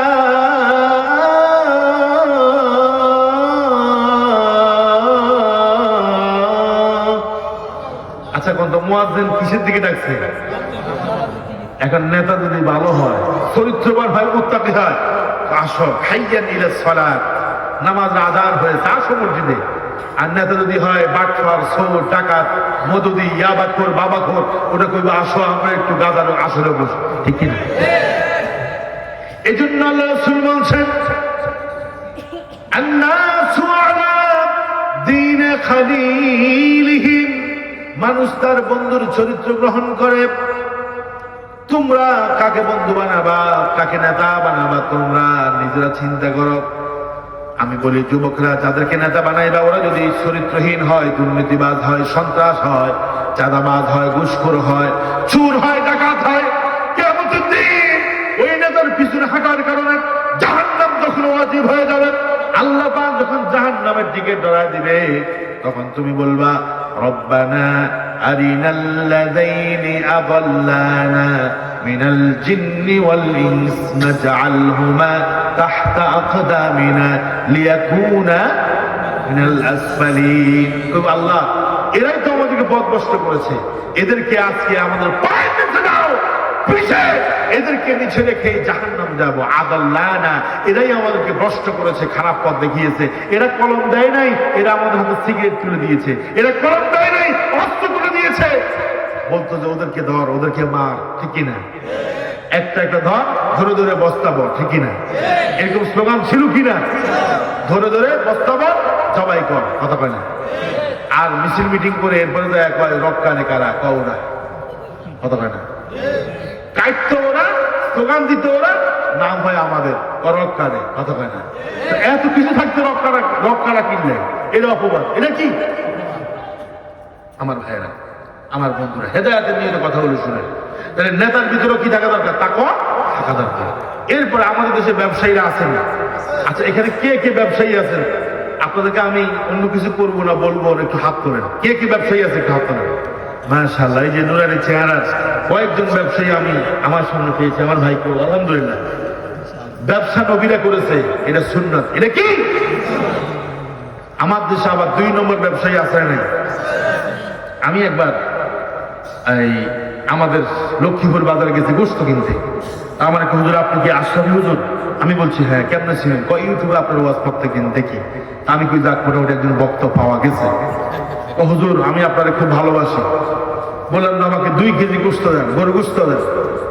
কয় যে হুজুর 2 কেজি জায়গা আমি 2.5 কেজি দিছি, খাইয়া একটু দোয়া করে। আমি খুব বাবা রে বাবা, যাক, কেউ তো হাদিয়া দেয় না, মোটামুটি আধা কেজি পাইছি, আলহামদুলিল্লাহ, খুব খুশি হয়েছি। 2 কেজি কিনছি, দিছি কত? 2.5 কেজি। দেখেন কি তাকওয়া আবার মানুষ। এরপরে গেলাম চিংড়ি মাছ কিনতে, মেহমান আসবে, তো চিংড়ি মাছ কিনতে যাওয়ার চিন্তা করলাম কি 2.5 কেজি গোস্ত তো এত হালকা হওয়ার কথা না। কৌতূহল বশত ওই যে চিংড়ি কিনতে গেলাম, সেখানে ডিজিটাল স্কেলের মতো রাখছি, রেখে দেখি যে 2.5 কেজি থাক দূরের কথা, থাক বিখ্যাত কুত্তা সামলা, 2.5 কেজি দূরের কথা, 2 কেজি নেই, মাত্র 1700 গ্রাম। 1700 গ্রাম মানে 2.5 কেজি। আবার গেলাম, যা বললাম আঙ্কেল, এখন আমার দেখে শুধু হুজুর আবার আসছেন কেন, কি সমস্যা, কি মানে চা খান বসে? আমি কই না, কথা কন, চা আমি খাই না, আমার ডায়াবেটিস। কি হয়েছে? আমি কি ঘটনা কি কথা বলে দিচ্ছেন? তো হুজুর দিছি তো, বাড়াই দিছি, 1/2 কেজি বাড়াই দিছি। আমি কই আবার ঠিক করে মাপেন। দেখলাম যে আবারও 2.5 কেজির মতো। পাশের একজনকে বললাম মাপেন দেখি, ওনার ওখানে 1700 গ্রাম। এবার বললাম, আহা, আপনার ভালোবাসার নমুনা কি এটা? থাক ভিক্ষা কুত্তা সামলার, আমার 2.5 কেজি দরকার নাই, 2 কেজি মাপি দেন। পরে পাশের পাল্লায় যায় 2 কেজি মেপে দিছে, ঠিক কিনা? আচ্ছা, কোন এই ব্যবসায়ীর মধ্যে কি তাকওয়া আছে? আল্লাহর কসম, কোরআন সামনে নিয়ে বলতেছি, মাথার মধ্যে টুপি, আমার চাইতে বড় মাথার মধ্যে টুপি, গলার মধ্যে একটা রুমাল। একজনকে হুজুর তাবলীগের 3 চিল্লার সাথে, আহারে আমি কই তাবলীগের বদনাম করছেন, এদেশে তাবলীগের অবদান আছে কিনা? আছে। তাবলীগ এদেশের সাধারণ মানুষকে দ্বীনি শিক্ষার জন্য অগ্রণী ভূমিকা পালন করতেছে, এই লোকটা তাবলীগের বদনাম করতেছে। একজনকে হুজুর আপনি কার পাল্লায় করছেন, এটার কাছ তো কেউ কিনে না। আমার রাসূল বলেছেন, আত্তাজিরুল আমিন মা'আন নাবিয়িন ওয়াস সিদ্দীকিন ওয়াস শুহাদা ওয়াস সালিহিন। ব্যবসায়ী সে যদি বিশ্বস্ত হতে পারে, আমানতদার ব্যবসায়ী যদি হতে পারে, তাহলে নবী, সিদ্দিক, শুহাদা, সালিহিনদের সাথে আল্লাহ রাব্বুল আলামিন তাকে জান্নাত দান করবেন, ঠিক কিনা? আজকে দেখেন ব্যবসায়ীর ভিতরে তাকওয়া নাই, ওজনে কম দেয়, মাপে ভেজাল দেয়, 2 নম্বর জিনিস ঢুকায় দেয়, ঠিক কিনা? ব্যবসায়ী যারা আছেন, ভালো ব্যবসায়ীও আছে না? আল্লাহ তাআলা বললেন, ওয়াইলুল লিল মুতাফফিফিন الذين إذا اكتالوا على الناس يستوفون وإذا كالوهم أو وزنوهم يخسرون। الله أكبر। আল্লাহ পাক বলেন, এখন 42 বাজে, কষ্ট হইলো, আমার সাথে 11টা বজে থাকতে হবে আপনারা, ইনশাআল্লাহ কর। তারাই তো, তাদের জন্য অয়েল মানে দুর্ভোগ তাদের জন্য, ধ্বংস ওই সমস্ত ব্যবসায়ীদের জন্য যারা মাপে কম দেয়, ওজনে কম দেয়, নেওয়ার সময় বেশি নেয়, আবার দেওয়ার সময় কম দেয়, এরকম ব্যবসায়ী আছে না নাই? আচ্ছা, আপনাদের কি সুপারি আছে? কিন্তু নোয়াখালী, লক্ষ্মীপুর ভাই সুপারির জন্য ফেমাস। আমি যেখানে জুমার নামাজ পড়াই, বীরগঞ্জ কেন্দ্রীয় জামে মসজিদ, ওখানে প্রায় 2000-এর মতো মানুষ আমার পিছনে নামাজ পড়ে, আলহামদুলিল্লাহ। তো ওটা হচ্ছে সুপারি বাজার জন্য বিখ্যাত মিরগঞ্জ বাজার। লক্ষ্মীপুর গেলে আপনারা শুনবেন মিরগঞ্জ বাজার। প্রতি বছর কয়েক হাজার কোটি টাকার সুপারি বিক্রি হয়। তো এক মুসল্লি আমাদের এসে বলছে, হুজুর আমি সুপারি বিক্রি করতে আনছি, আমি বাড়ি থেকে গুনে আনছি। তো আনার পরে আমি পরীক্ষা করার জন্য যিনি কিনবে তাকে বলতেছি যে কতগুলো সুপারি আছে আমি জানি না, আপনি একটু গনে নেন। কিন্তু গনে আনছে, আমি টেস্ট করতেছি, কয়েক বাজারে উনি কিন্তু ধোকা দিচ্ছে মানুষকে। গনে আনছি, আনার পরে বলতেছি গনে নেন, আমি গনে আনি নাই। এখন কয় যে আমি মাঝে মধ্যে এদিক সেদিক তাকাই, দেখি যে 6টা করে 7টা করে কি করতেছে। আচ্ছা, এক ঘন্টাতে কয়টা? 4টা।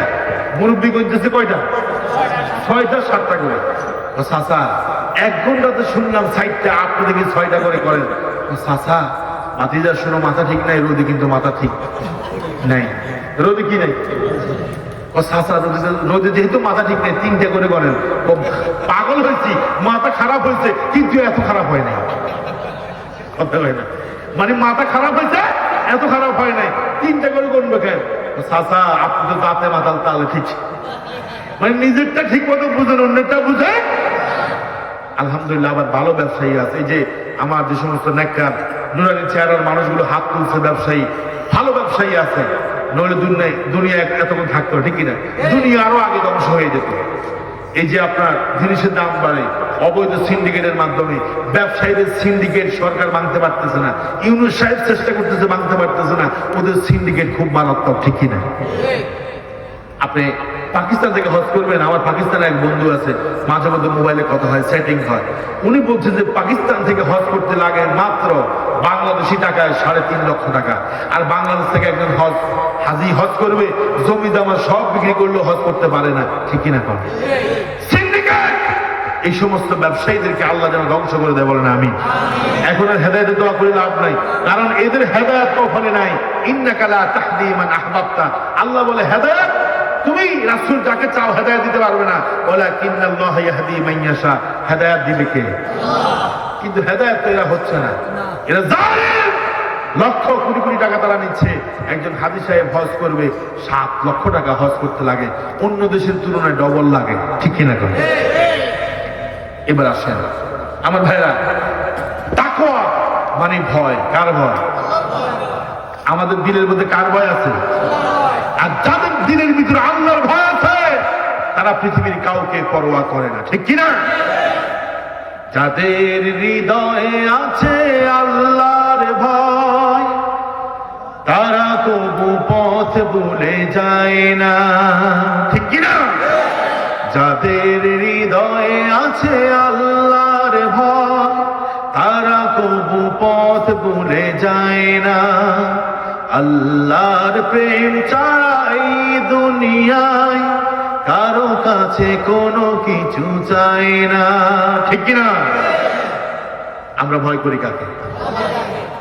আমরা ভয় করবো কাকে? আচ্ছা বলেন, যে আল্লাহরে ভয় করে সে কি কোনো গুনাহ করতে পারে? আমার ভাইয়েরা, আল্লাহর ভয়ে যা হৃদয়ের ভিতরে আছে, কখনো সে অন্যায় অপরাধ করতে পারে না। একজন নারী আল্লাহ রাসূলের কাছে আসলো, বলল, ইয়া রাসূলুল্লাহ, ইয়া হাবিবাল্লাহ, আমি জিনা করেছি, গুনাহ করে ফেলেছি, অন্যায় করেছি, জিনা করেছি, ব্যভিচারের কারণে আমার গর্ভের ভিতরে অবৈধ সন্তান। ইয়া রাসূলুল্লাহ, ইয়া হাবিবাল্লাহ, দুনিয়ার যে শাস্তি, কোরআনের যে শাস্তি, আমাকে সেই শাস্তি দিয়ে দেন। কারণটা হলো পরকালে আল্লাহ যে শাস্তি রেখেছে, ইন্না জাহান্নামা কানা গরামা, ওই শাস্তি নিরবিচ্ছিন্ন, এটা আমি সহ্য করতে পারবো না। ইয়া রাসূলুল্লাহ, মেহেরবানি করে জেনার যে শাস্তি, এটা আপনি আমাকে দিয়ে দেন। জেনার শাস্তি হলো 2টা। কয়টা? আরো যখন কয়টা? বিবাহিত হলে একটা, অবিবাহিত হলে আরেকটা। এখন যে মহিলা জিনা করেছে, এই মহিলা বিবাহিত, স্বামী আছে, এরপরেও জিনা করেছে। আমার দেশেও দেখবেন স্বামী বিদেশে, মাথার ঘাম পায়ে ফেলে, খাবার খেতে পারে না, 30 তলা বিল্ডিং এর উপরে কাজ করে, ঘরে এসে কোনো খাবার নাই, শুয়ে যায়। কারণ বিদেশে রান্না করে দিবে এরকম কেউ নাই, নিজের খাবার নিজেই রান্না করতে হয়, ঠিক কিনা বলেন? মা ফোন করে, বাবা খেয়েছ? ছেলেটা ওখান থেকে বলে, বিদেশ থেকে বলে, মা আমি খেয়েছি। বউ বলে, খাইছো কিনা? আমরা তো 7 থেকে 8 আইটেম দিয়ে খাইছি। ছেলে বলে, স্বামী বলে, আমি খেয়েছি, তোমাদের চাইতে ভালো খেয়েছি। আর অধিকাংশ প্রবাসীরা মিথ্যা কথা বলে। পরিবারকে ঠিক রাখার জন্য সন্তান বলে, বাবা আমাকে আইফোন 16 প্রো ম্যাক্স কিনে দিতে হবে, 15 প্রো ম্যাক্স এখন আর চলে না। বাবা বলে ঠিক আছে। আমি বলি, সন্তান যদি একজন বিদেশি বাবার কষ্ট দেখতো, আল্লাহর কসম দিয়া বলি বাবার কাছে কখনো আইফোন চাইতো না, ঠিক কিনা বলে? স্ত্রী যদি দেখতো স্বামীর কি কষ্ট, রডের ভিতরে 20 তলা 25 তলা 30 তলার উপরে রডের মধ্যে ঝুলে ঝুলে কাজ করে, একটু এদিক সেদিক করে পড়ে গিয়ে জীবন তো শেষ। বিবি কখনো স্বর্ণালঙ্কার চাইতো না, বিবি কখনো স্বামীর কাছে বড় কিছু দাবি করতো না। আমার ভাইয়েরা, এই প্রবাসী কত কষ্ট করে, পরিশ্রম করে, কিন্তু বউটা বাড়িতে অন্য পুরুষের সাথে পীড়িত মারায় আছে না নাই? অন্য পুরুষের সাথে কথা বলে আছে না নাই? আমার পাশের গ্রামে স্বামী স্ত্রীর নামে অ্যাকাউন্ট করেছে, ব্যাংকের মধ্যে টাকা পয়সা সব নিয়ে অন্য ছেলের সাথে চলে গেছে। 2 মাস পরে ওই ছেলে টাকাগুলো নিয়ে লাথি মেরে তাকে তালাক দিয়েছে, ঠিক কিনা? একজন মহিলা, বিবাহিত মহিলা আল্লাহ রাসূলের কাছে আসলো, এসে বলল, ইয়া রাসূলুল্লাহ, আমি জিনা করেছি, ব্যভিচার করেছি, ব্যভিচারের সন্তান ওলাদুজ জিনা, আমার গর্ভের মধ্যে অবৈধ সন্তান। ইয়া রাসূলুল্লাহ, আমারে দুনিয়ার শাস্তি দিয়ে আপনাকে জাহান্নাম থেকে মুক্ত করেন। নবীজি বলল, তুমি তো গর্ভবতী, তুমি তো হুবলা, গর্ভবতী, তোমার পেটের মধ্যে যে সন্তান আছে এই সন্তানের তো কোনো অপরাধ নাই, আছে নিকন? তুমি অন্যায় করেছ, জালিম তোমাকে অবৈধভাবে গর্ভ করেছে, সন্তান তোমার পেটে দিয়েছে, সন্তানের কোনো দোষ নাই। তোমাকে এখন পাথর মেরে হত্যা করা যাবে না, কারণ তোমার পেটের মধ্যে আরেকটা জীবিত মানুষ আছে। এবার রাসূল বলল, তোমার অভিভাবক, তাদেরকে একটু ডাকো। অভিভাবক ডেকে আনা হলো। আল্লাহ রাসূল বলছে, অভিভাবককে বলতেছে, পিতাকে বলতেছে, আহসিন ইলাইহি, এই ইলাইহা, এই মেয়েটা, আপনার মেয়েটা জিনা করেছে, ব্যভিচার করেছে, শাস্তির জন্য আমার কাছে এসেছে, আমি তাকে এখন শাস্তি দেব না। আপনি ঘটনা জেনেছেন, আপনি আপনার মেয়ের সাথে খারাপ ব্যবহার করবেন না। আহসিন ইলাইহা, তার সাথে আপনি ভালো ব্যবহার করবেন। বাড়িতে নিয়ে যান। যখন ঝেহামেলা হবে, গর্ভপাত যখন হয়ে যাবে, সন্তানটা দুনিয়াতে যখন আসবে, তখন আপনার মেয়েকে নিয়ে আসবেন। ঠিক যেদিন সন্তান দুনিয়াতে এসেছে, ওই মহিলাটাকে তার বাবা আল্লাহ রাসূলের কাছে নিয়ে আসলো। রাসূল সাহাবায়ে কেরামদেরকে বললেন, ও আমার সাহাবীরা, কাপড় দিয়ে এই মহিলাটাকে শক্ত করে বেঁধে ফেল।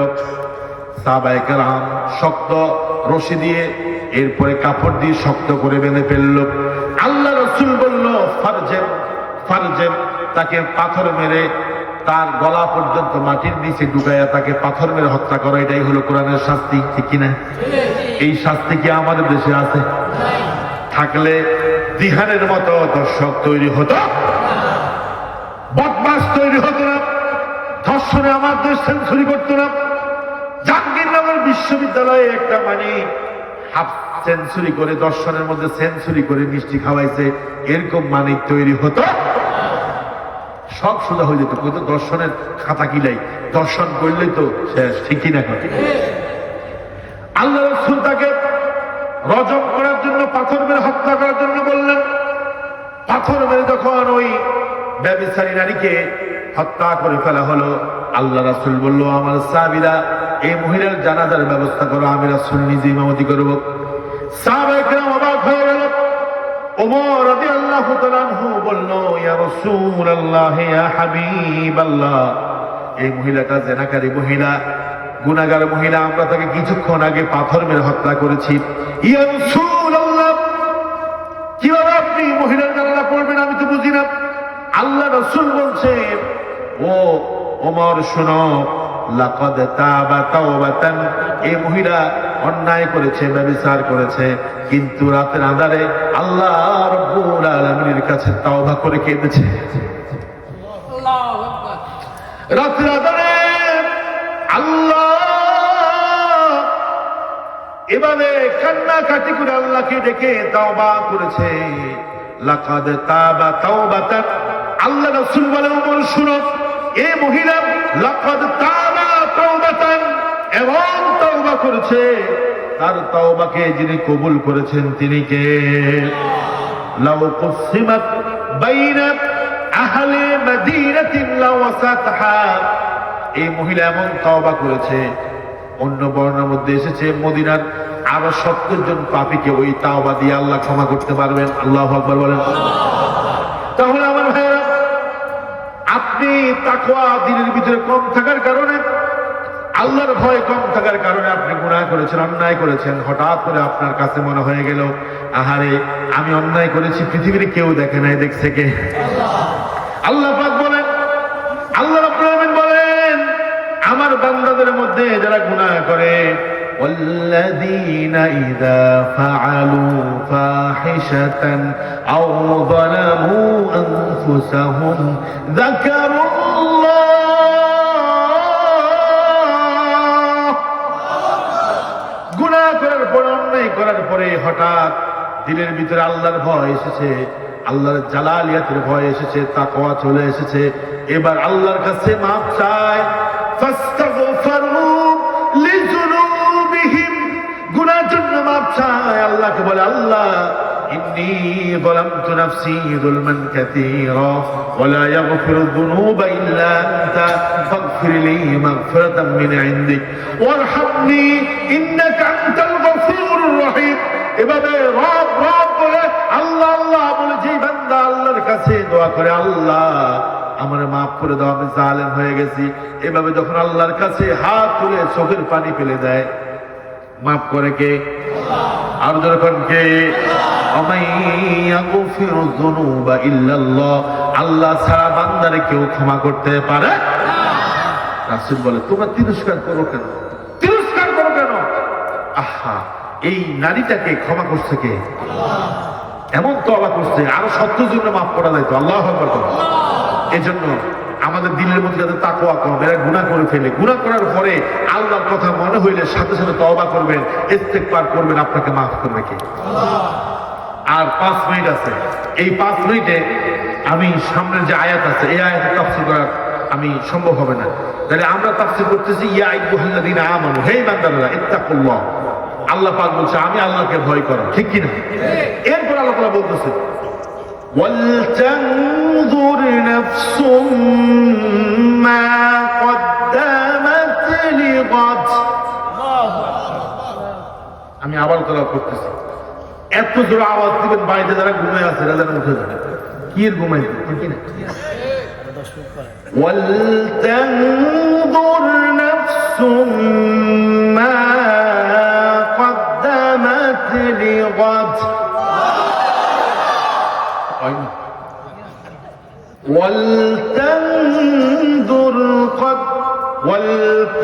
ولتنظر نفس ما قدمت لغد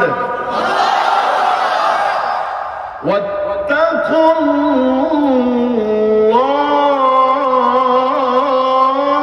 الله إن الله خبير بما تعملون।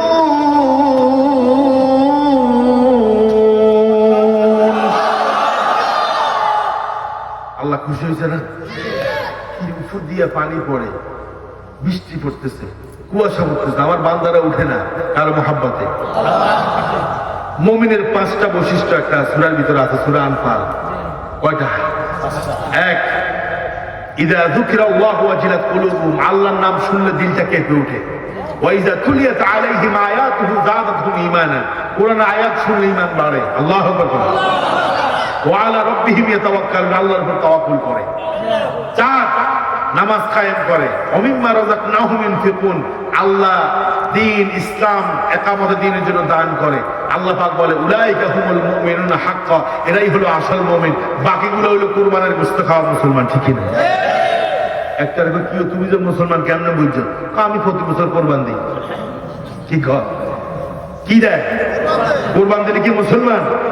আর আগের যুগের মতো যদি হইতো যে কোরবান দিয়ে তুমি রাখি যাইবে, আসমান থেকে আগুন আসবে, আগুন আসি যেটাকে ফোড়াই দিব সেটা কোরবানি হবে, যেটা ফোড়াবে না সেটা হবে না। তাহলে আমাদের দেশে কি কোরবান দেওয়ার মানুষ কম থাকবে না বেশি থাকবে?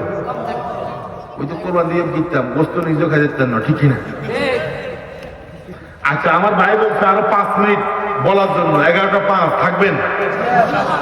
কারা কারা থাকবেন না হাত তোলেন।